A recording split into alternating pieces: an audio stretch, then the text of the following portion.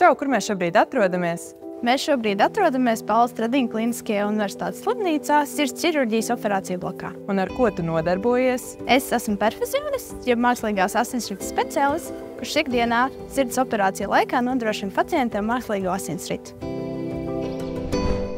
Kur var mācīties par perfuzionistu? Šo profesiju var apgūt tepat Stradiņa slimnīcā. Kurš var šajā profesijā strādāt? Šajā profesijā var strādāt jebkurš cilvēks, kuram ir māsas, ārsta palīgi, biomedicīnas laboranti un medicīnas fiziķa izglītība. Vai tu vari pastāstīt, kas šī ir par iekārtu? Šī ir mākslīgās asinsrites iekārta. Un kā notiek šīs iekārtas sagatavošana pirms operācijas? Šeit tiek uzpildīts un apgaisots aparāts.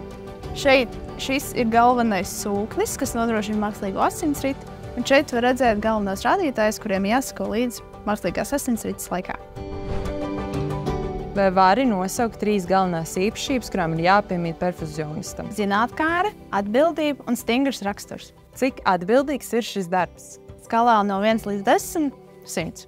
Kas ir galvenie ieguvumi strādājot par perfuzionistu? Šī ir unikāla profesija Latvijas medicīnas nozarē. Ir iespējams iegūt Eiropas certifikātu sirds un asinsvadu perfūzijā. Pats galvenais – es varu palīdzēt glābt dzīvības.